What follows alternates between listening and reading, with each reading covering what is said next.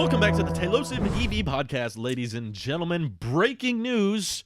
I believe the first Rivian has been delivered.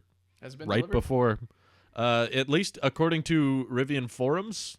I don't think they're official, but they have said that the first customer got to visit the factory and check out their truck, and now they have taken delivery of it. So hopefully that's not fake, but a new era has begun. The era They have of delivered a It's product. official. Yeah. Wow. Well, And it's a blue truck. and it's It's blue. blue, Nice American and it's blue got truck. panel gaps. And it's got panel. It's great. It's All the This comments on era Twitter. is starting to feel familiar. Yeah. yeah. I was going to say, all the comments on Twitter were just, look at those panel gaps. I'm just like, every car has a panel How about gap. let's look at the technology. Look at those panel gaps. Sorry, do you want to measure the tire width as well? Come on now. This will forever and permanently be the most expensive Rivian ever produced. That one cost $10 billion because they had to build everything for that one. Are you saying that my Model Y costs more than other Model Ys since it's an early VIN? No. Yes. Okay. Yeah. Your Sounds Model good. Y cost you 40 something. It's not the most expensive. That Rivian though, if you got the It wasn't first 40 if you got the something. first batch of the Model 3, I would be like, you might have an argument there, Mike, but by the time Model I Y would was say the first Tesla. That's what this should be compared to. Like the that's actually first true. Roadster. Yeah. Is Yeah. Elon's. Mm-hmm. Mm-hmm. Does Yeah. RJ get first delivery? That doesn't count, I guess. No. He already has He's like, probably owned one. Yeah, he's probably had a few R1Ts and R1Ss that he's tested out with the camping package, which I wonder if the first one has a camping package or not. It'd be pretty cool if like immediately they a went good from question. was it normal Michigan or whatever, and then just immediately went on a camping trip Illinois, yeah. or Illinois, yeah, like that'd be pretty neat. It's something that I wouldn't do with my Y, but if I had a Mhm. truck that was very much camping oriented with a 4-foot bed that you could put a tent on top, I would definitely immediately, as soon as I get it, let's go on a road trip. Let's do some camping. Right. Yeah. Yeah. Why? I mean, yeah. I would do it strict, not out of functionality, just so I can show off in front of people. I want as many people looking at me as possible. Why, yes, this is a Rivian. A what? No, this isn't the Indeed. Ford. We tried to spot one last time we hung out. We went sightseeing where Mike had seen Rivians before, and we didn't get one. But All we saw was I'm explosives excited. driving around. oh, that's right, the Bolt everywhere. They've extended that production halt. That was also reported on today. Really? So they're still not producing them, but I see them everywhere. Mm-hmm. I saw one at Giga Texas actually from the You were Jeff at Giga, Roberts Texas? drone video. Well, from the drone video, someone had one parked in the parking lot. I was like, uh-oh, sabotage. Yeah. Yikes. Yeah, I see a few of the new ones in the Bay, and I'd say Chevy has done a fantastic job with the color. Every single one that I see, I'm like, that is a good-looking color on that car. But then I remember, oh, that's a explosive on wheels going around. I'm gonna just That's stay a over good-looking color and nothing else. And nothing else about That's it. all you got. here. Tesla They needs nailed the colors. paint, though. Tesla definitely needs more colors. I'm tired of seeing. Yep. I'm tired of seeing every single time I drive to work. I see every single color of the Model 3 and Model Y almost, like on the commute, and it's insane. Yeah, you're going to get very annoyed by the Cybertruck then. I just see one color all the time. Literally only one color until think I someone starts wrapping them. Yeah. I Well- think I will get tired though. They're too beautiful. Giant polygon on wheels that's able to destroy anything. Do you think we'll know if Giga Texas or Berlin orders are coming in by them offering new paint options? Will that be a confirmation of like, oh, okay, this must be different Are you talking about for overseas? for Texas and for Berlin? Like I if, don't. if the Model Y website updates and there's new colors, it's like, oh. I thought that would only be for Berlin, though, right? Well, they said they use this same next-gen paint shop at Texas, too. Oh. I didn't see that. then yeah, I That's would what I say heard. that would be a confirmation. Otherwise, whatever happens in Germany stays in Germany, except for once it deploys out of the fleet, then it doesn't. Or if you're in a world war, then that doesn't either. But outside of that, everything else pretty much stays at that factory. I would say Texas, though, that's a whole nother story. Yeah. Do you think it makes sense for them to start up that factory with new colors, or just match the same colors that have already been available? If it's inevitable, if we're gonna get new colors, let's just do it. If we gotta have that weird transition period, let's do it quicker instead of like mass roll. They don't seem to be the type to do a mass rollout all at once. This isn't like a major iOS update type of scenario. This is like it's ready, we'll put it out now, because China was getting stuff before anybody else, and that seems to have been the trend. So it would make more sense, and I would prefer for them to do it sooner, so that way if there is any weird kinks for whatever reason about it, flesh it out then before it starts going main mass deployment out with the new colors and stuff. China's definitely been the nice guinea pig of new features, like the rolling over dash with the wood trim and the center console LFP. as well. The LFP. Yeah, it's gonna be Standard range Model Y, Oh, right? Don't. Right? Don't. Actually, that came to the U.S. Would you first, get but- that, Randy? If the Model 3 expired, 100%. you would immediately go for a standard range Y.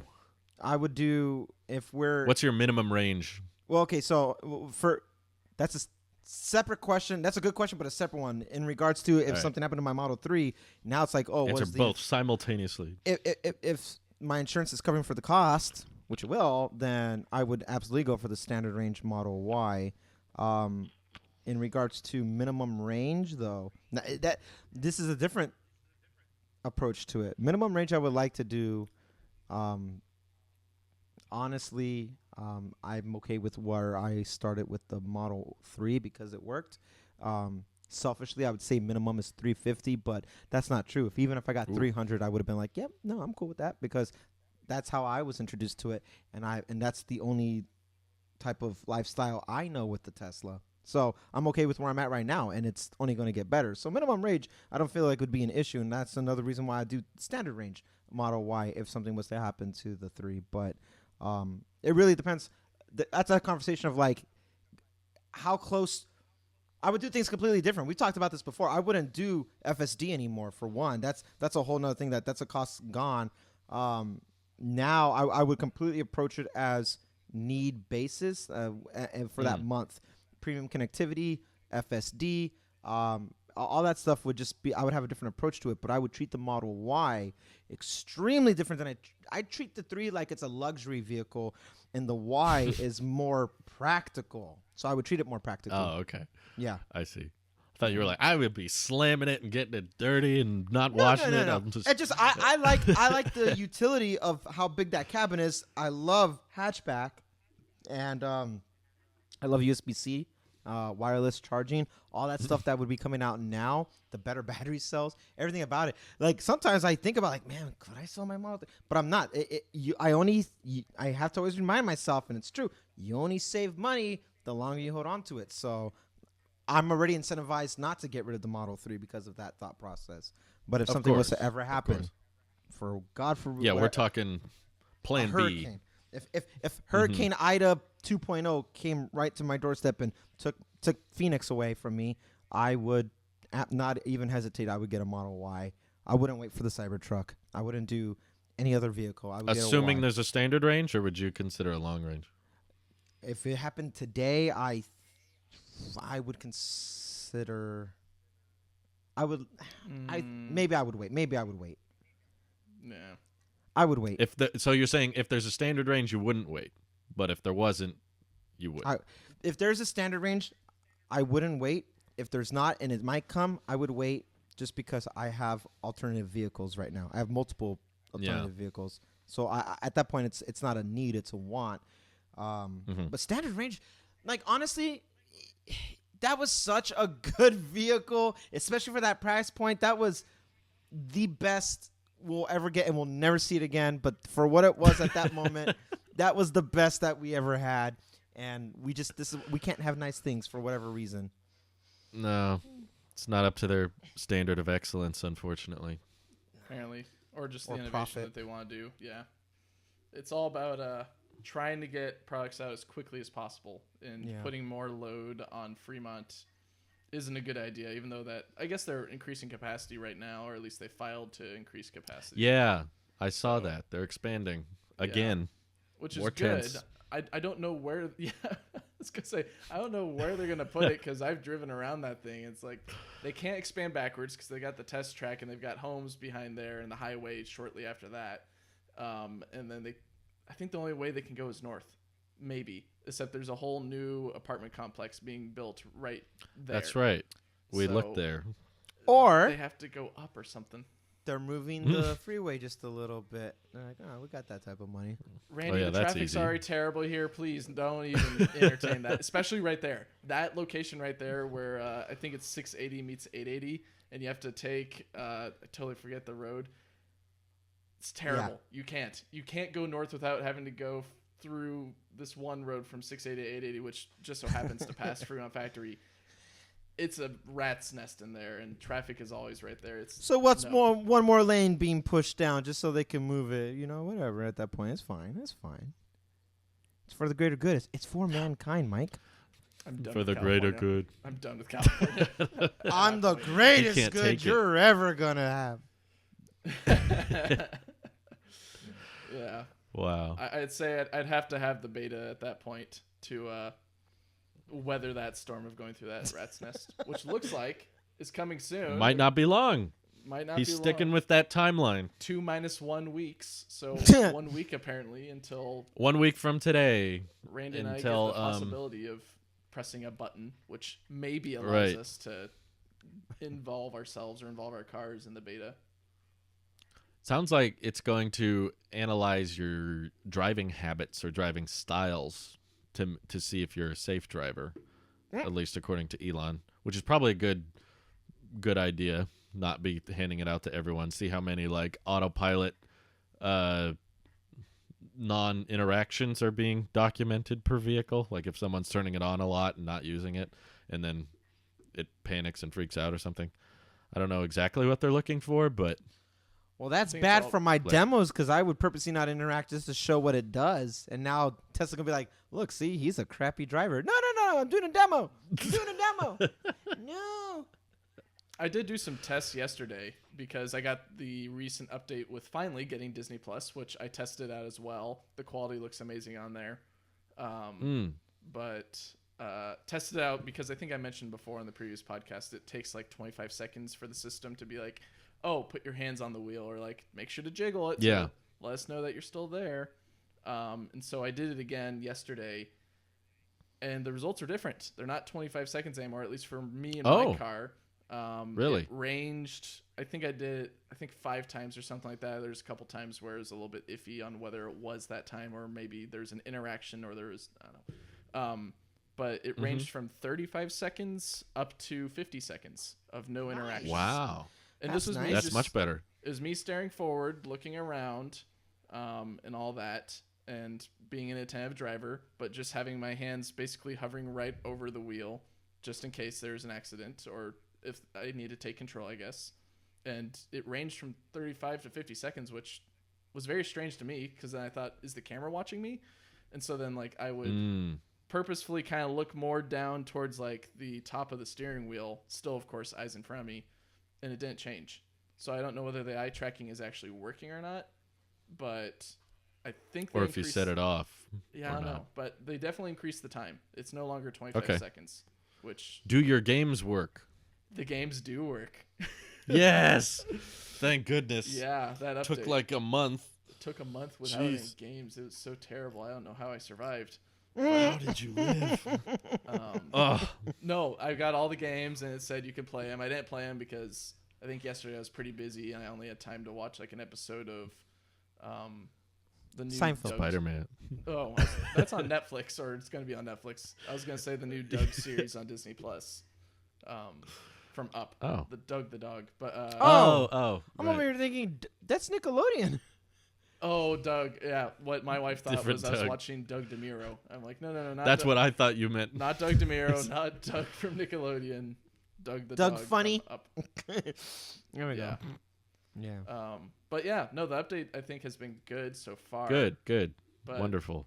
I guess the next thing is, when's the beta button coming, and will I be allowed to get into it? Which Yeah. I don't know. Randy, have you gotten the update, or at least updated to Disney Plus? I got the Disney Plus update, and I have been getting an update every other day, none of which have anything to do with FSD. But be that as that may, I check it every day now just to see, because the consistency, the frequency of getting these minor updates now tells me something, like they're installing patches before they do the big push. If at the end of it's going to be a switch, then I think my updates are preloading these patches that have to clear in a certain sequence before the final patch is pushed out, wherever that is, and then all I have to do is hit a switch, and everything else is already preloaded.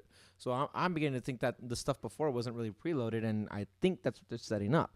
I'm looking at the log, and it's not telling me that. And I don't bugs know. and fixes. That's all I see. That's all I see. Yeah. But I feel like, I don't know if it's like, it's obviously not a crime to withhold that information from you, but the frequency of getting these updates now, I see that when I was doing IT services and stuff like that. You do that when you're preloading a major update for like an operating system, and that's the same repetition I'm seeing. So I think something's coming, but I don't want to jinx it. I just don't want to jinx it. Well, Elon's wording was the beta button will request permission to assess driving behavior using Tesla insurance calculator. If driving behavior is good for 7 days, beta access will be granted. So basically, your test begins now. So I You have drive 7 right days to prove how good of a driver you are, and the beta button will assess. I wonder if it takes like 0 to 60 acceleration is like bad driving.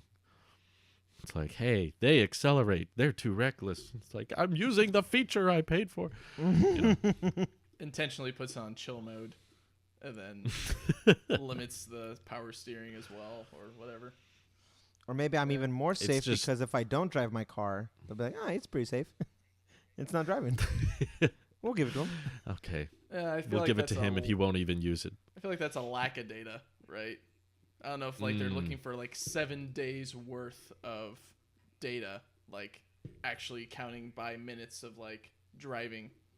But Yeah. I wouldn't think like driving once during the week and just showing like, yeah, I drove good that one time is enough. I think they'll probably require at least some data.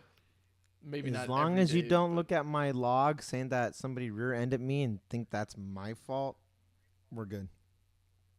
Yeah. And that was years ago now, right? So you're Almost 2 years. Yeah. 2 years ago. Yeah. Still it's pending fine. payout with insurance too. Ew. Gotta It's love messy. insurance. Yep.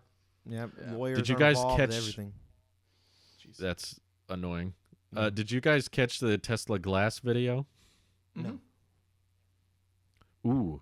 Well, Ooh, there's Randy. basically an image that a lot of people seem to think is the Cybertruck windshield, but I'm not convinced. Continue. I'll send you the link. Okay. Yeah. So it looks very much with like the if you look at the front of the Cybertruck, it's kind of got like those black borders, and then comes down. But it's very, I mean, in the pictures or the renders of the Cybertruck that they have on the website, it's very straight. And in this Tesla Glass video, it's very curved, in which one could speculate, okay, maybe the machine can only handle curved glass or something like that, or like maybe it's curved, so that way when it goes Are you talking about onto the truck. the border of it is curved? Like there's a slant like that?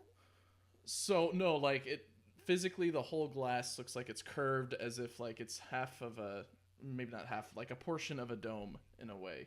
I don't think it's what curved you would, like that. What you would see on a 3 or Y or S or X.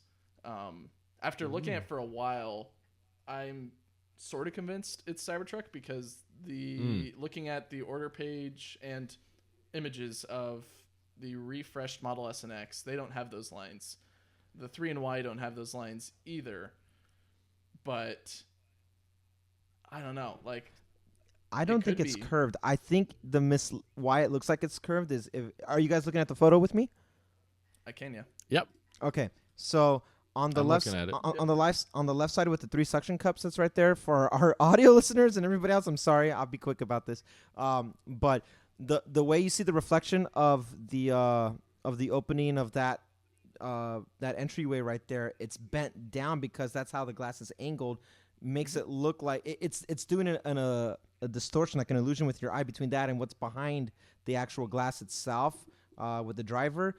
It doesn't, to me, it does not look curved. It just looks like it's angled down and the reflection's catching it funny. But that looks like a straight piece of glass with the exception of the very top that's kind of arching like that. That's what throws it off for me. The arch at the top doesn't make sense. I don't understand how why. the photo was taken as well. Yeah.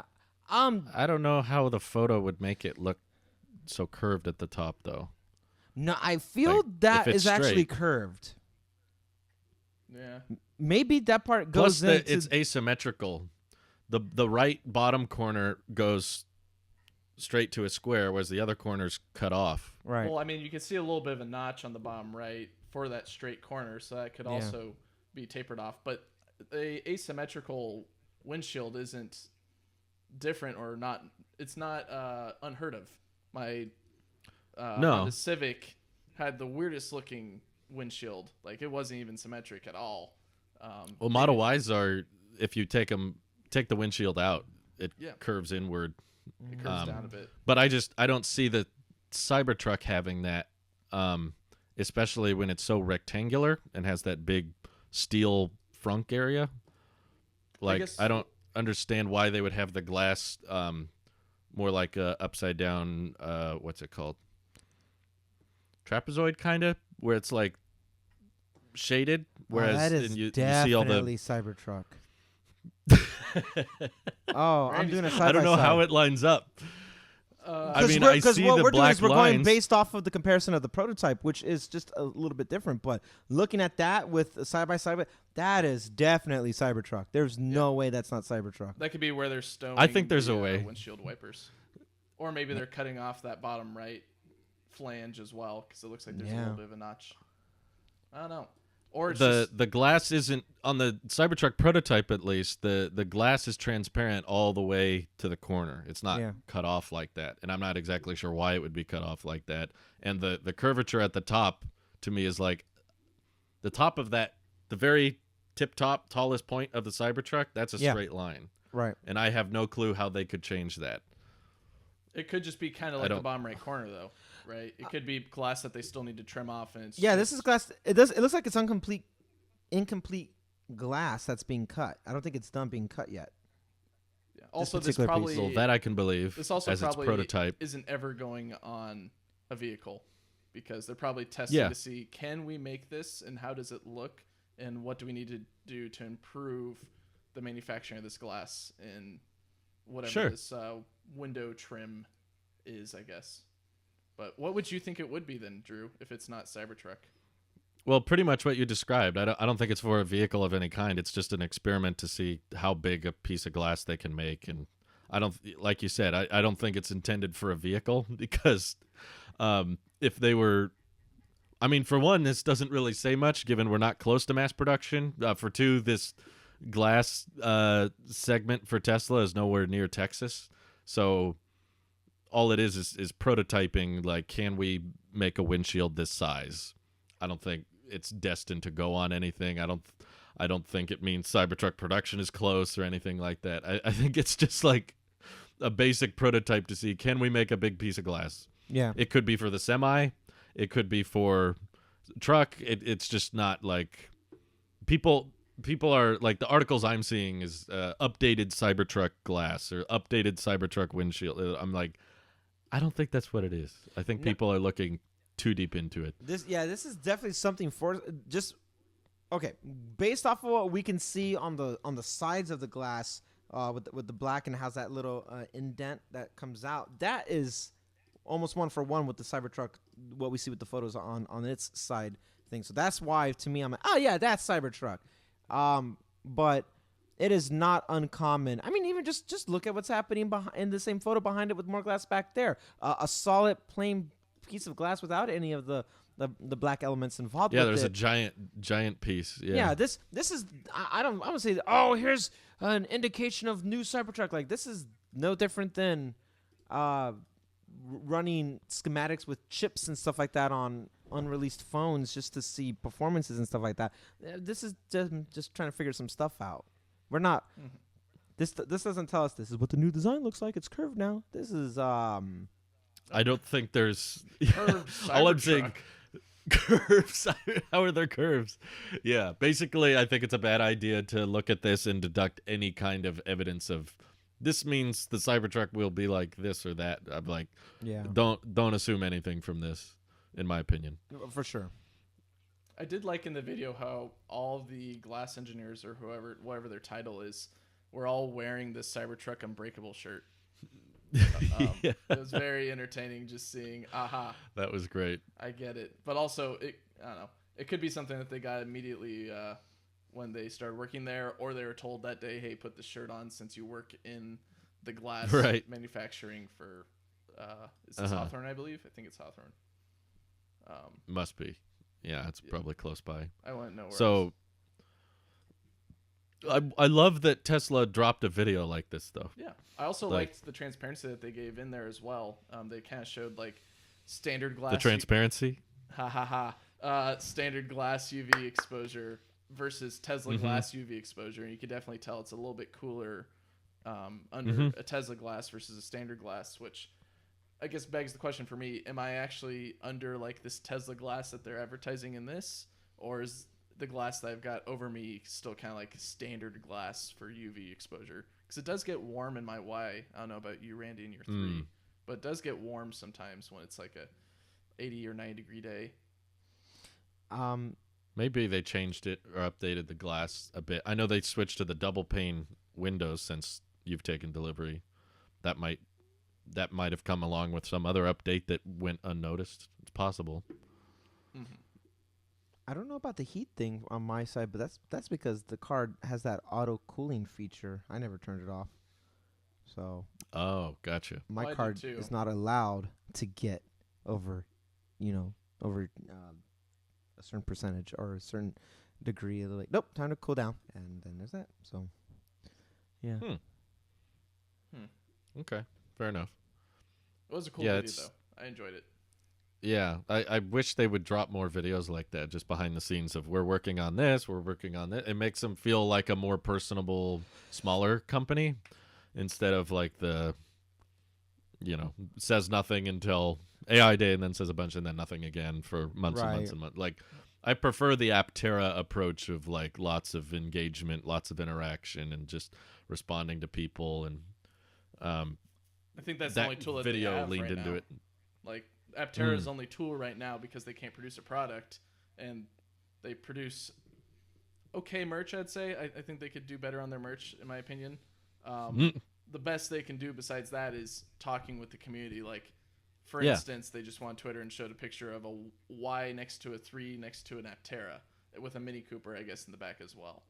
I'm like, Yeah. oh, that's cool. Like, you can kind of see it's about the same height as a 3 or around there, which we've already known the dimensions for a little bit, but they're still, I guess, Right. tampering with them. But it's nice to see. Yeah, it's a good shot. Side-by-side comparison. I did want to note for one of these, for the glass video, it taught me something about my car that gave us a little bit of insight, both me and my wife, is the Model Y was never intended to have or at least I shouldn't say never, but it wasn't a last-minute decision to make those rims of the Gemini, the induction, and the Uber turbine. That's right. They intended. There was a lot of people thinking that was the Model 2. Oh, that's hilarious. No, so I think I put that in the video. They show a concept of the Model Y, in which you can tell because it's got the Gemini rims.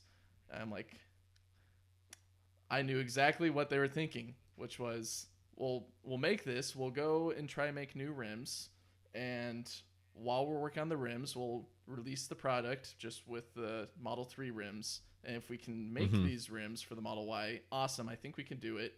But just to get the product out there, we'll put the Model 3 rims on it. And then, yeah, sometime in the future, we might get to it. Yeah. Which caught me off guard because I thought, oh, maybe this was like a last minute idea after they announced the Y was, I guess we'll make these rims too. But instead it's like, no, it was designed from the beginning with these different looking rims. Right. It's nice because it's almost like the Model 3 development as well. Like, oh, here's the Uber turbine rims. Right. But we're not going to make these. But actually they did, and they just put them on the Eventually. Y, and then He signed it there 2017 too. Yeah. On the drawing. And it doesn't have side view mirrors, which I also like. Or the repeaters either. Every prototype never had it. Yeah, Model X original rendering didn't have mirrors, and everyone's like, "Well, maybe they'll pass that law, and it won't need it." And then here we are in 2021. It looks clean without it. Yeah, it does. Far more aerodynamic. Yeah. And the Y mirrors are pretty small anyway. Because you don't need them. They're just there because they need to be there. Drew needed them when he first drove my car. Oh, that's an old rendering of an X. Sorry, I wish I could show it.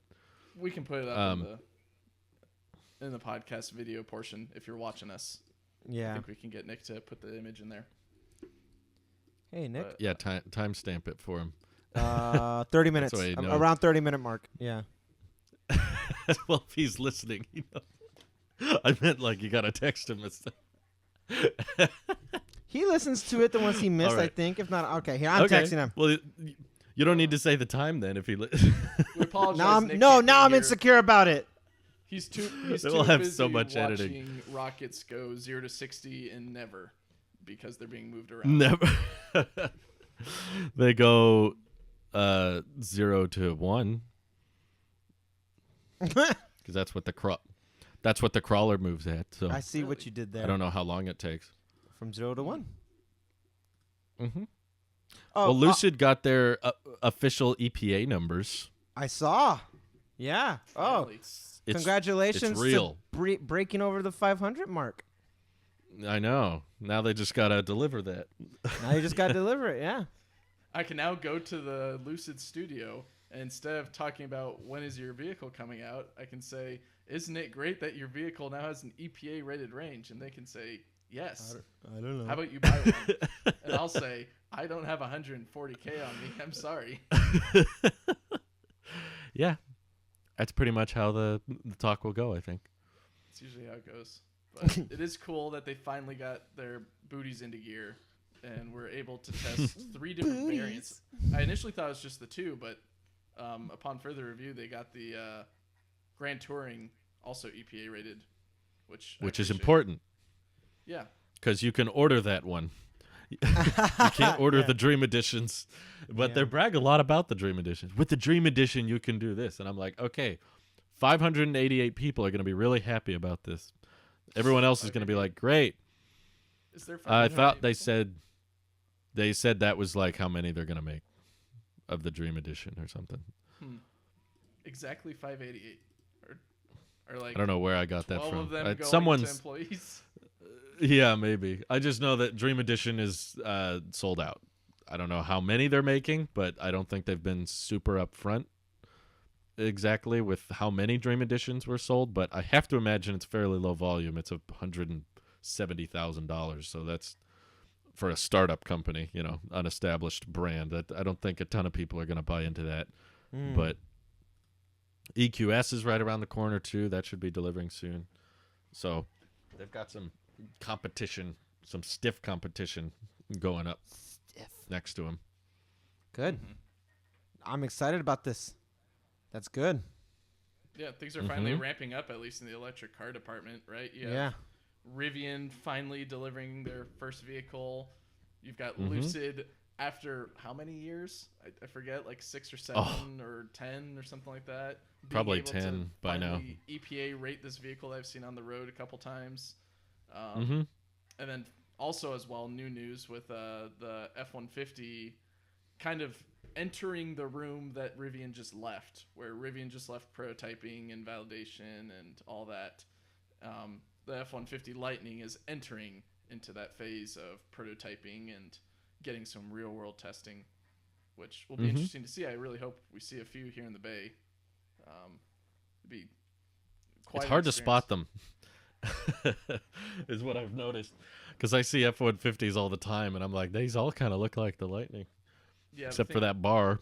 Yeah, the thing you have to look for is that bar, and I think that's your mainly only indication. I don't think there's anything else because they share so many parts, or a lot of parts are shared between the gas Oh, yeah. versus electric. Right. It's kind of ingenious on their end, right? If we're talking about Tesla trying to save parts between the 3 and Y, Ford's doing the same with their trucks. And You can ramp a product a lot faster if you're already buying from those supply chains and not making those parts anyway. So And maybe there's also on a consumer end a familiarity with the product too, which helps. I think more people got on board with Model Y because they were used to seeing the 3, which helped. yeah, And I think obviously with Ford being Ford, same thing too. It's not like the analogy I use when I tell people stuff like in regards to Cybertruck. It's like I tell them like you don't actually hate Cybertruck the way you think you do. Like no, yes I do. I'm like no, you were expecting something based off of expectations and stuff like that. And if I gave you a cup with a lid and you can't see, and I said, hey, here's coffee, here's some iced coffee, and you drink it and it's iced tea, you're gonna be like, oh, like you were already expecting something and it changed. But it's not that the tea's bad, it's that you thought it was gonna be coffee. Same way with like Cybertruck, you thought it was gonna look like all these things and it didn't. And also likewise on the other side of that coin, when you're so used to seeing a certain design element with these with the sexy lineup, having the Y was the most comfortable out of all of them. It wasn't intimidating like the X. It wasn't, so where's the grill like they did with the S. It was now here's a form factor. the interior had been done with the 3. So everything about it was comfortable and familiar.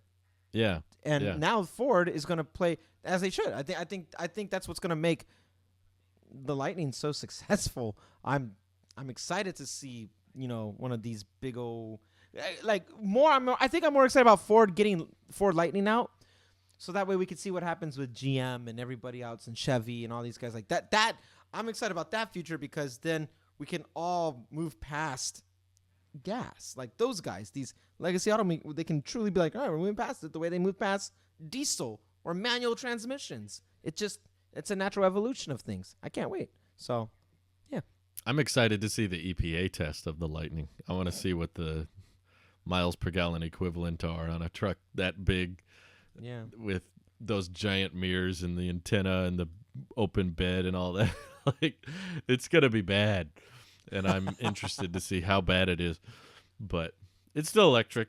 It's misconception that just because the efficiency is low, it's somehow not as good for the environment, because you get to skip so many processes with electric that you have to put up with even the most efficient gas vehicle. You still got to pump the oil from the ground, which takes energy and electricity, and then transport that oil to a refinery, which takes energy, and refine the oil, turn it into gasoline, move that gasoline from the refinery to the gas station. Even pumping gasoline into your car takes electricity. So there's all these steps that you get to bypass when you just go, plug in. All right, just take the electricity from the grid, put it in the battery. So even a fairly inefficient EV, even the electric Hummer, still technically better than a super gas efficient vehicle, just because of all that infrastructure you get to bypass, and especially with solar maintenance too, with transmission and Oh yeah, timing belts and all. The only thing you got to worry about that makes your car or your vehicle a vehicle is, tires, brake pads, the less electronics so with brake pads. Yeah, that's if it's regenerative braking, then theoretically you could go forever if you did it right. Possibly a lot less. Either way, Oil, all that stuff is just gone. And at the trade-off of you have to wait a little bit longer to get a charge in, that's fine. That does not hurt my daily life, nor does it hurt Mike's. And when we do like road trips on our end, we account for those 3 to 4 hours of driving, which now that I've gotten into that habit, I kind of like taking a little break from time to time, stretching my legs, go use the bathroom. Oh yeah. I do not mind Yeah. that because the workaholic in me just keeps pushing, and so I'm dead. And that's not good when you're driving and you get road fatigue even easier, and you don't even know it. You take a break to stretch your legs. Just maybe you don't have to use the bathroom. Just get out of the car to stretch your legs, and I have to stop anyway because I would have Kika with me, and she needs to go to the bathroom and stuff like that. My dog. So it's all make the journey the reward for you as well. Like make the trip part of the experience. And if the trade off is you're waiting a little bit longer to get a equivalent of a full tank, cool. I'm at hotels that have AC inside or heaters during the winter. I'm at a Starbucks. I'm at a mall. I'm at a McDonald's. Like I'm, God forbid, sure, I'll go relax for a little bit and stretch your legs and just get your eyes off the road. That's cool. But outside of that, it does not affect your daily life by any means. Like you're saying, that electric Hummer is still going to be as ridiculous as it is. Still could be technically better long term than a Honda Civic or something, and that's kind of weird to say out loud, but that's just that's the mechanics of it. Blows my mind. The Hummer is more efficient. Yeah. Than a Honda Civic. That would ever be a statement. And then, GMC Hummer product is more efficient than my $8,000 when I purchased it Honda Civic from 2005. Yeah. Yikes. Yeah, but I do like the point that you make, Randy. Like yesterday when I was saying I got to test out autopilot, and then also I was kind of forced to sit and watch a Disney Plus video. Yeah. Geez, so terrible. But it forced me to go get a sandwich. Like instead of going straight from point A to point B, kind of run of the mill day for me. Like get from point A to point B, do this, then get from point B to point C and do that. It's kind of like, well, hold on, we have to charge the car. Let's just get some lunch or dinner anyways, and then charge up. And while we're charging up, eat the sandwich and enjoy a show. And it's a nice way to decompress in a sort of way. Like, of course, maybe you have more things to do. Maybe you have a busy life, but it's good to take a breath. It's good to stretch your legs. And it's good to kind of disrupt the groove that you're in, because once you're in a groove, sometimes you don't know when to stop. That's very true. I brought that up because it's such an outliner of being the exception to the rule, because that's the most counter I get back. It's like, do you really want to drive 10 hours instead of 8 because you have to include your 3 stops? I'm like, yeah, actually, that's fine because I'm going to be awake. Those are hours where my brain is still awake. And it's either, would I like to get there quicker and take a break? Sure, but it doesn't change my awake state in that sense. And it's my biggest counter to all of it is I would pay in time charging a car and say that this has still been more cost efficient because time is money. I have still saved more money in the last 2 years than I probably did in almost the last 10 with the 2 vehicles that I went through and stuff like that. And that within itself really makes it worth it. So if that means I have to budget for, heaven forbid, 120 more minutes on a road trip, sure, that's fine. Absolutely. Then okay. And out here on the East Coast, I don't remember if there's something like this in California or not, but out on the East Coast, they have these gas stations called Wawa, and they're more than a gas station. Like, so the charging stations are there too, but you go inside and there's like an actual they have their own brand of like a Subway or like a Chipotle. You could go and they make food right there, and it's not a gas station food. It's made to order in front of you, and they have like a barista for coffee, and they have like this whole thing. So you're in there anyway, taking a break because people will go in there and get like legit meals out of it, and it's like a whole thing. So to even say that like I have to take 2 breaks, which will put me at a rest stop, which most of the time is like at a Wawa, and I'm gonna go inside and like, cool, now I actually have like a meal, not a bag of Doritos. I'm actually getting like, you can have something as healthy as a salad or something as greasy as a chili cheese cheeseburger or something like that, and anything in between if you want it. So it's like it's just it's breaking up the mundaneness of those commutes, and that's the worst of it, and that is not a problem at all. And then you're just daily life, dude, not not even a problem. I ever since I've tried this experiment, Drew, because I know we've talked about this like a year and a half ago. I've done this experiment now just because I have to. I only use a 110 outlet, and the 110 charges my car in a couple days when I come back from a long road trip. You know, I get that range anxiety, but like, all right, I get home under 10%. It is what it is. It took me a little over 2 days to get back to 90% because that's my cap. And I'm not even paying for it. But if I was, a 110 isn't pulling that much energy from me. And it's not an inconvenience. Now, to be fair, I'm a stay-at-home guy now, so that is different. But to even have that as an option, to even have it from an outlet that I'm not paying for, that's free energy for me. I'm not paying for it, so life hack. It's convenient energy. Yeah. It's not like we could have a trickle gasoline in the garage from home. Dude. If you did, maybe you'd have lower range gas cars if you could.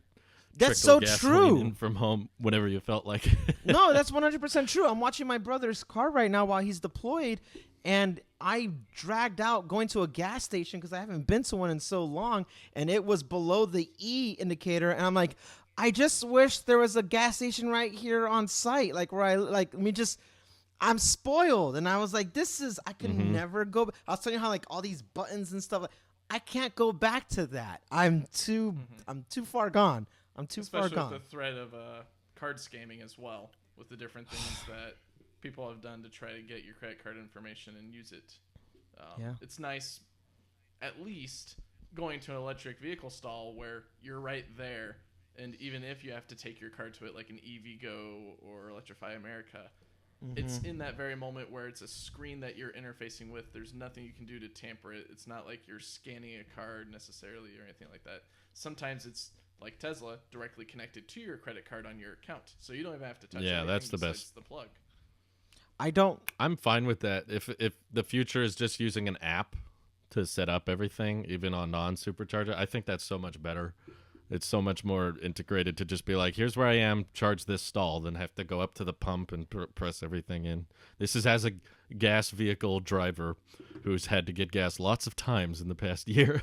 Yeah. That is not intuitive or streamlined. If I could just plug in and then I'll tap a few things on my phone and I'm good, that would be much, much nicer. It's part of the reason I'm not that well, it's impressive that Lucid can get 520 miles, but I think that it's addressing the wrong issue with the EV market. Like, I'm glad that it exists on a technical level because I think it's good to tell people in public, like, hey, you know, some of these EVs can go over 500 miles on a charge. And that's kind of a good icebreaker to tell them, like, hey, no, it's not fundamentally limited tech. But I don't think... you'd have to drive for like 7 or 8 hours to run that out or to run that until you have to charge again. And I've done drives that long without stopping, and I do not enjoy it. It is not, you are tired. I don't care how comfortable the seats are. That's just a long time to be sitting and staring at the road for extended periods. So that's why I'm more than happy to live, and I'm very happy to cover and talk about iron phosphate batteries, even if they don't have game-changing range. It's like more usable range and high cycle life, because I feel like that's what makes a more lasting impact, is like knowing this vehicle can get hundreds of thousands of miles on it without much degradation, knowing that the battery can be built cheaper and at higher scale because it uses iron instead of nickel, and that I think is more game-changing than, I don't know, the people on Twitter, when they saw Lucid get the EPA number, so many of them were like, Tesla's screwed, Elon's sweating right now, everyone's, but I was like, I don't think you understand the dilemma. The reason that we're not getting more people to buy EVs isn't because the range isn't high enough. I think it's more of a price / battery production problem than it is the range is need the more most... EVs with 500 mile. the range is the most tangible thing that people can do, and that's why they do that. That's the thing that they can very easily draw a comparison chart towards, and it's street talk. it is, and it's so much easier Bragging to do rights. that than to draw attention to costs, because people are anybody with their own personal finances, their business, but if they're comfortable and they want to do leasing, more power to you. And so you're not paying the full cost of a vehicle and stuff like that. But ultimately somebody is. And it's when people don't want to talk about the costs, because the truth is it's still in the upper range of it, of what you would be paying, as opposed to like, oh, well, I can get a $15,000 Nissan whatever. And okay, you could. And then you're going to get all the costs that come with things being cheap like that, where upfront costs matter in the long term. It's the programming of the brain of realizing what your actual cost is for the life of the vehicle. If somebody wants to lease and trade it in every 3 years, then that's your prerogative. But then what they're going to really cling on to is the mileage, the distance, the range, because that's the only consistency that they would maybe even expect to improve. But that's the only thing they can hold on to, because they're not the one who's going to be paying $95,000 for the vehicle or what have you. They're like, I'm only going to pay a fraction of that, so I don't really care. They treat it like everything else. But the truth is that there is more that goes into those factors and costs and stuff like that. And that's what Tesla got spot on. No one else is even able to reach that type of production level and deliver something that's, 40,000, 35,000, and have the sustainability of, or maybe not even, but have the trust that like you're gonna get your vehicle. Everyone else is they're just not there yet. So range is the thing that they'll talk about, because it's the one thing. Look at this. It's like specs on a smartphone. Great Look at headline. this one's fast. Yeah, it's great. Yeah. But it's a little misleading, and there's more to the bigger picture of it. But they won't draw attention to that part. And it's easy to try to attack Tesla. It's easy to attack the first person who's doing something and say what they're doing wrong when no one else is doing it. And you could be like, oh, look at all these hiccups along the way. It's like, yeah, no crap. I'm the one who's paving the way. So I'm going to get some brush in the way in the debris, but that is part of being the first, So forgive that. My goodness. Yeah. Like, I think the future of EVs, I personally see as not being like all cars in the future go 400 or 500 miles per charge. I don't think that'll happen, because the cheaper ones are obviously going to sell in higher volume, and that's going to be the most obtainable to people, especially when they start reaching price parity with gas vehicles. Those are going to sell really, really well, because it's like, not only is it cheaper to own, it's cheaper to buy up front. And those vehicles, like, if you were able to, through some battery tech of, I don't care if it's Lucids or solid state, if for whatever reason you're able to build a battery that's like, okay, this vehicle's $40,000 or $30,000 even, and it can go 400 miles on a charge. Well, that means there's probably going to be a $20,000 EV that can go 200 or 250 miles on a charge, and so on and so forth. As you get the range cheaper on the higher end, it's still going to be getting cheaper at the same time on the lower end. So I feel like as long as a lot of EV brands are comfortable with the iron phosphate approach and saying like, okay, 200 and a good charging network seems to be enough for people, as long as you can get well over 200 miles and that there's stations pretty much anywhere you want to go within range, then this like chasing of the numbers is kind of what Lucid's good for. It's a luxury thing. It's not really, I think, what will become the mainstream. Like, I don't think the goal with the 4680 Model Y is to get over 500 miles of range. It's not necessary.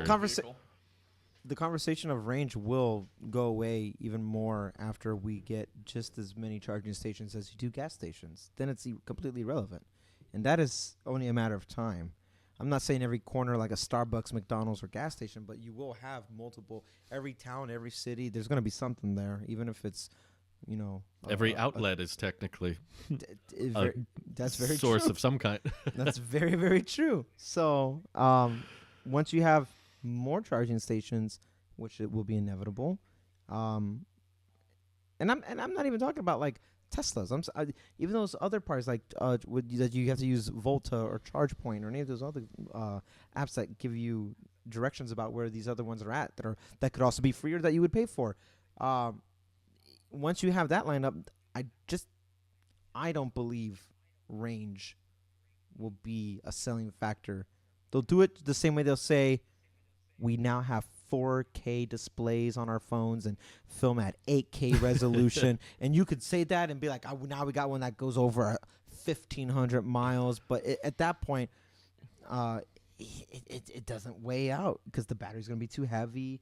It's going to be too expensive. And for what? I mean, you're better off getting – this is the macro version of saying getting a smaller battery – and you might get there quicker depending on the frequency of your stops on a trip. And we're talking trips at this point. If it's just going to and from work, to and from the store, or seeing a friend, like that's not an issue. That's never been an issue, and it won't be an issue.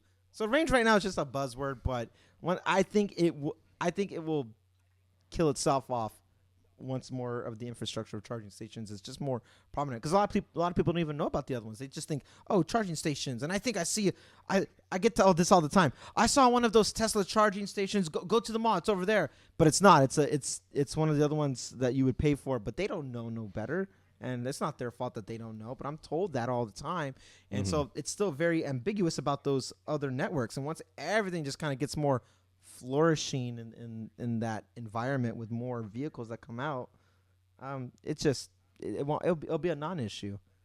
It'd be just as bad as like, this car only gives me 18 miles to the gallon. Well, you're driving a truck, man. So yeah, you'll get there when you get there and you'll charge, but it is what it is. It's nobody cares. And everyone stopped talking about range on gas vehicles. They did. No one brags about that. Mm-hmm. Doesn't matter.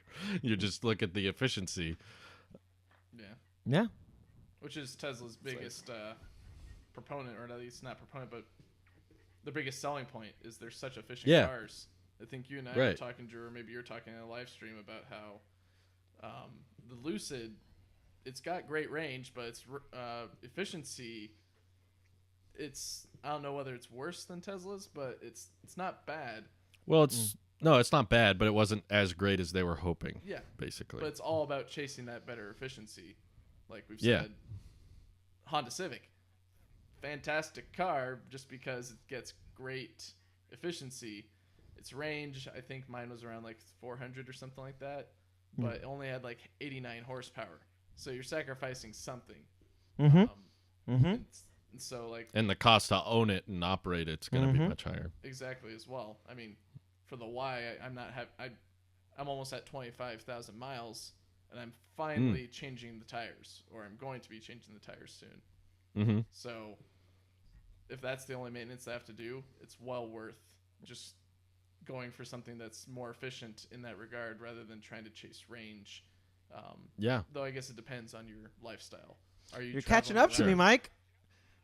Oh yeah. I'm at 27. I'm at 27.2 right now, or 27.3 technically. Yeah, I'm at 27.3. Wow, he is catching up. I guess living in the central to northern Californian area, you do a lot more driving around. When you live like in a Los Angeles or San Diego or something like that, well, you could say the same about the Bay Area. I was driving a lot in San Diego. I mean, I strategically got long range because of my life pre-COVID, and like this has to be a thing just for longevity, and I knew I wanted to hold onto the car. What I'm doing now was not on the table 2 years ago or even a year ago, and so I guess you're working long from range home. is overkill. I'm not. Yeah. I'm having to commute every day, so every day I'm getting about, I think, about 20 or 40 miles a day or something like that. Sure. So, but for you with your commute now, Mike, going to and from work, every day or the days you would go in, and people would range. People go, how many miles is on your car? And they knew the rule of thumb was somewhere between 12, maybe 15,000 a year is fair average use. And they would do that based off of oil change, the transmission, and age, and just the data of how gas vehicles would operate with the transmission and everything like that. But those numbers they're not applicable to EVs. Having a 27,000 mile range right now just means that's how far. All the information I can tell you from that is I replaced my tires. That's it. That's nothing different. I have not aged anything. You'd be more curious about, what's the battery health of your battery at that point. That's like the only question, really. Yeah. Range is no longer an issue, which in that sense, like, no wonder people who have these old Model S's taking them over 500,000 miles, like, because that's not the part that's applicable to it. So, even in that sense, let's say you are driving a lot more because you are in a condensed area and everybody has to commute, as I was in San Diego. When you go to sell it, that's not going to hurt the sell of the vehicle at all. I have, how long you had the car? 2 years. How many miles? 50,000. Oh, okay. Because that's a when's the last, the question should be, when's the last time you changed your tires? Like, I did it 10,000 miles ago. Okay. Now there's context to that. It's not really, what's the range? How many miles did you, you really aged the car. And it's a computer. Not really. I aged the tires, but I replaced them since then. So it's really not a thing anymore. Being educated on electric vehicles, right? You can't just walk up to a person who's always driven an internal combustion engine and say, buy my electric car. It's at 60,000 miles after 2 years. They're going to be like, nope. 60,000 miles on that vehicle in the first 2 years? No way. There's going to be issues. But it's all about, like you said, knowing just how many moving parts are in the vehicle. Not many. Right. What's the battery look like? It's looking okay. I mean, that's what I'd say people kind of have that inkling, right? If you know anything about the Nissan Leaf, you know that those things degraded real quickly with their batteries. And I believe one of my friends from high school was telling me, like, because he worked at a vehicle lot, basically, he sold vehicles. And he said, if we got a Leaf, we would check to see what its battery health is. And if it was below a certain level, Nissan would just go ahead and put in a new battery. Nice. I don't know if it was free of charge or something like that, but it wouldn't be worth it to keep it. You'd have to get Nissan to give you a new battery, so then it's more worth of a vehicle, or at least is able to service what people want, which I think was like 80 miles at that point for range. For those early Leafs. Yeah, my friend bought an old Leaf to fix up and work on like a electric go-kart type thing, and he bought it for $3,000, and the max range was 50 miles. 50? 50? Yeah. He just wanted the motor mostly and the battery and stuff. He worked on it for a while, but he was not the range is 50. Not the worst you could do for $3,000. That's not good. 50 miles for a go-kart sounds amazing. Yeah, that's about the price I paid for my car, and it's street legal, so wasn't Arctic. I think 100 something. It's about 100. 120. That's not a bad deal for city driving. Yeah, there's nothing horrible about that, but it's a very different type of car. There's electric smart cars as well that are much cheaper, but they I think go like 80 miles. Yeah, the definition of city car. Drive it to your friend's house and back, and that's about it. Don't go on the freeway with that. Charge it when you get there each time. The benefit is they charge up really fast on the 110. I bet. Because there's not much of a. Do you need a level 2 charge? No, it's full speed. It'll charge. That's as fast as it charges. That thing will be charged before you finish charging your MacBook. It'll charge about the same speed as your Mac, right? With the same amount of power. Right. You could bring your Mac in the car and it would power it everywhere you go. That's a battery bank. Yeah. You need the 16-inch though. Right. That's right. for reverse USB-C. Oh, you do work in your car? No, this is my battery. Yeah. Right. This is my external Oh, battery man. for my. Oh, I see what vehicle. you're saying. What you're saying is that computer is the brain of the. Nope. It's strictly a battery. Just just the battery pack. One of Nick's batteries he uses out in the field. Yeah. That one you can't take on a plane.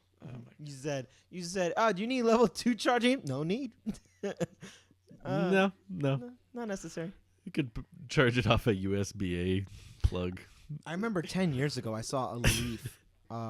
Somebody, I was stationed out here actually, and There's a lot on my tree, actually. nice. Shame on you. Shame. Audio listeners, go on YouTube to see Mike's reaction to that statement. It's worth it. Shame. Terrible. It's so bad. It's Please so continue the bad. story. Let's get Yeah, I'm away gonna from co- that. Yeah, I don't know how to. That terrible joke just gave me cancer. I don't know how to recover from that. Let's 0 to 60 away from this. Yeah, okay. So 10 years ago, I remember seeing my first Leaf. I was working at one of the bases out here, and oh, it's raining outside. I was like, what's going on outside? I looked outside. But nice try, Drew. No, go. You're still in timeout. So I remember going outside, and I saw the Leaf right there, and it's plugged in, and they had like one of the long power cable, and I was following. I was like, no, it blew my mind. Then I was like, that just can't be. And then I saw the owner of the car. I was like, hey, how does this thing perform? And he looked at me dead face and said, terribly. It's bad. I'm like, oh, you don't like it? He's like, no, don't get this. Wow. Don't get this. I'm like, oh, Jeez. Are you gonna get a Prius next? He goes, I'm done. No, I'm just going back to regular cars. I thought this was cool. No. But that was 10 years That's so ago. frustrating. But he was a pioneer in his own right for being one of the first still. And I think Sure. His heart was in the right place. I believe I would like to think that this Captain Noriega guy is out there driving a Model X or an S or something. He gave EVs another chance, a proper EV, got his rebates, and made a smart decision because he was like, the tech is cool. I'm like, all right, nice. And he's like, but this car sucks. Don't get this. I'm like, all right. I would like to believe he gave EVs another try. In my happy ending in my head, he got a Tesla, and he's living happily ever after, but he may very well have just gone back off to into the sunset. yeah. That's right. He I went right really down to hope. Corpus Christi, not Corpus, Boca that's- Chica. Yeah. That's when EVs actually are hurting the transition. If they make such a poor experience that someone buys it, uses it, hates it, and then goes back to gas, now they're even harder to convince to switch to electric again because they're like, no, I tried it, didn't work out. So that's why it's not a good thing. Like, I don't applaud and laugh at Chevy for all the Bolt problems because I'm like, this potentially is going to hurt the transition.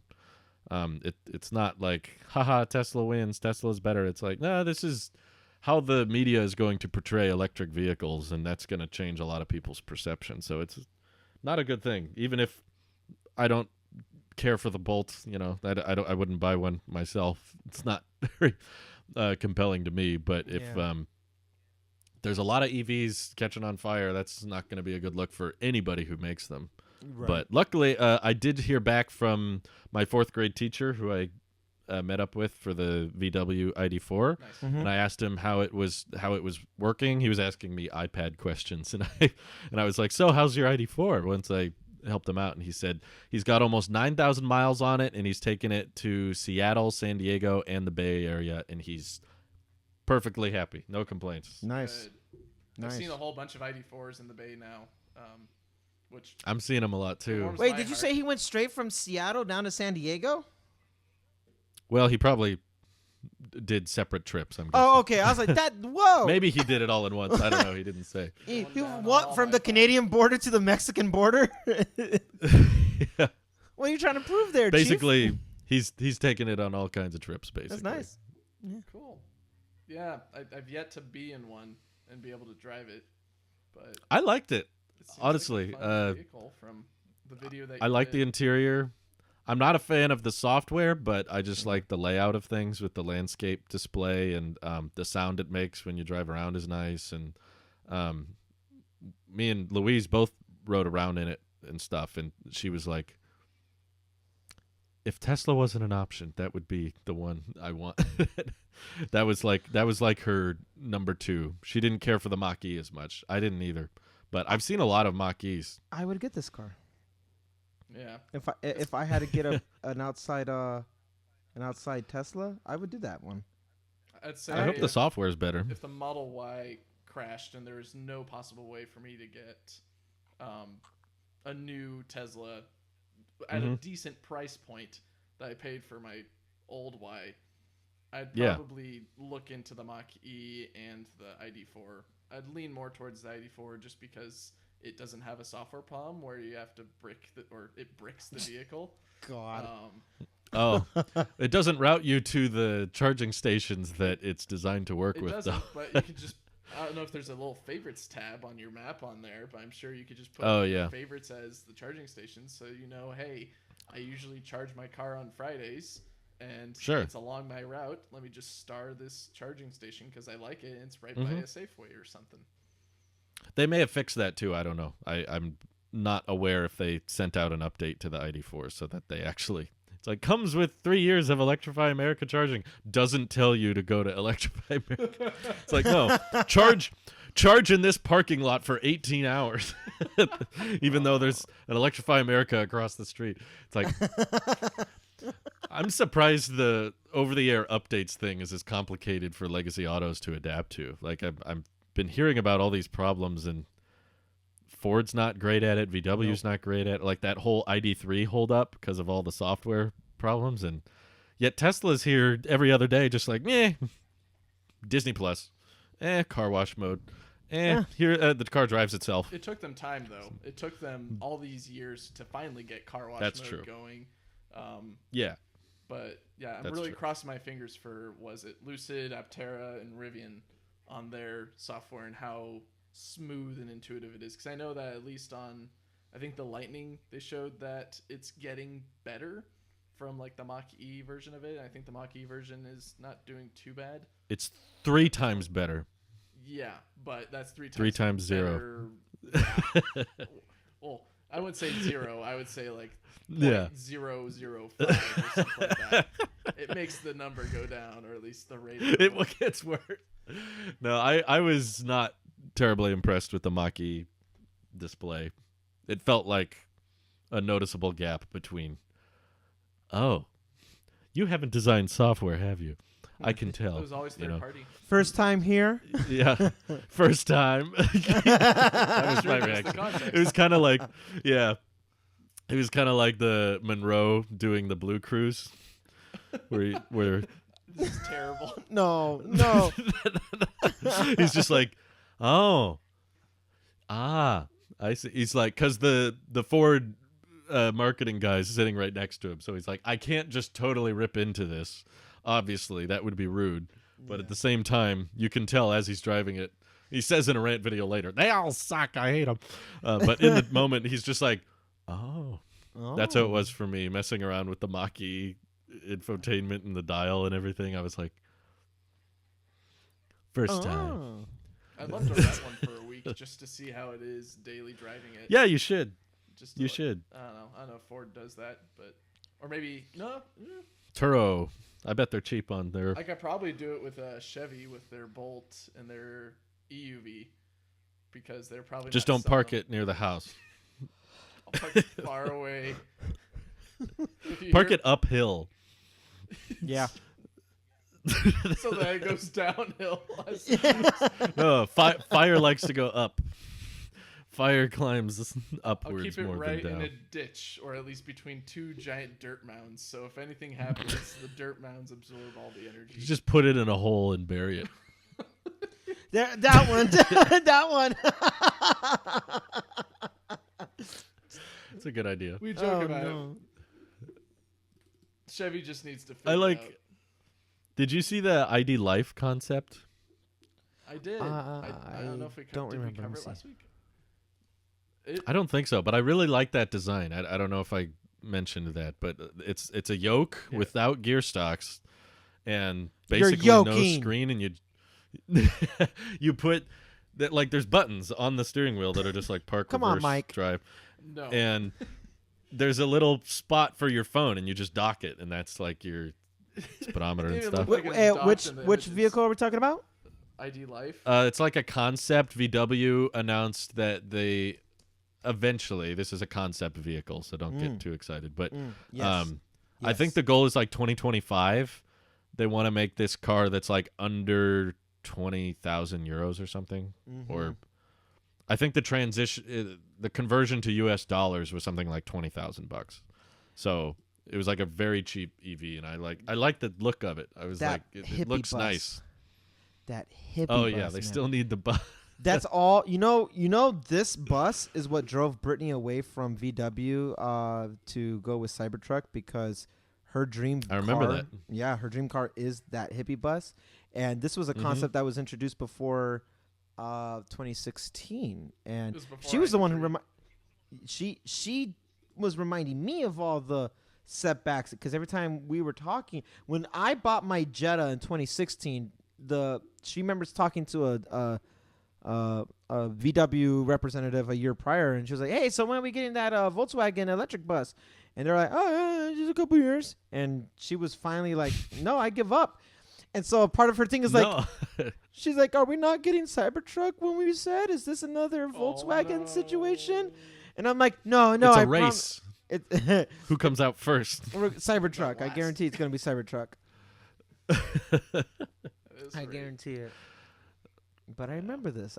I forgot about that. But this is her dream EV if it was done right. But concepts alone, we saw this exact concept too. We saw this at that museum with the Cybertruck. We looked at it.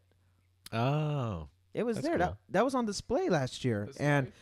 Oh, you're Huh? talking about the old ID3 or ID4 concept. no. No?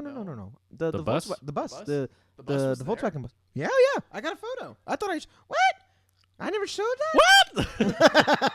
what? You did? Say what? I'm also like Brittany. I love the bus, and I think an image came out a month or two ago of the bus, because they're still prototyping it and putting it through its paces, I guess, from design to delivery. It's on its 9th year of. And it doesn't look like what its concept looked like at all, or at least Sure. like it's very much a shell of what it was, which makes me really sad. I really wanted what that concept looked like, which I guess kind of harking back to what Tesla does. They try to show what it's supposed to look like, and maybe there's some minor tweaks, which Yeah. is what I appreciate from them.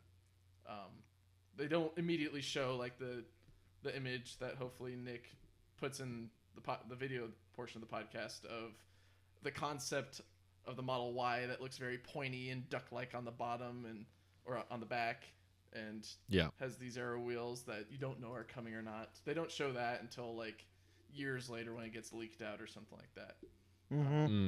They just wait until I guess they did show the Cybertruck, but still, like, at least they try to stay true to form when they actually show the full vehicle under a spotlight.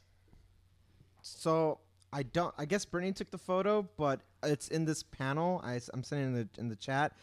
They show the old bus, and then behind that bus, or in the room over, it's on the same cubby, is then this one, the one I'm looking on the website. And so they were like, here's what it was, and here's where we're going. And that was all. That's all she ever wanted, was just that. And when she was like, all right, that's not happening, she goes out. We go back down to the main hall, look at Cybertruck, and she goes, yeah, this is Bay now. This is what I want. So it's more tangible. It's more attainable because it is Cybertruck. That's just it. Cybertruck, man. Mm-hmm. Right. Cybertruck has a way of, huh? We're patiently waiting for it. Patient. Yeah. Very patient. Yeah. My goodness. Yeah. Jeez. All right, gents. Closing thoughts? I'm worried about Cybertruck. Hey, there it is. There it is. We made it. I'm Thank you all. partially not as worried about the Lucid Air. Oh, okay. Yeah. We'll end on a positive note. That is a I hope positive the standard range Y happens. That would be great. And now we're ending on Society a will hopeful be note. Fixed. Yeah. Thanks, everyone. Have a Thank great you. week. Bye-bye. Bye. We'll see the beta next week. Bye-bye.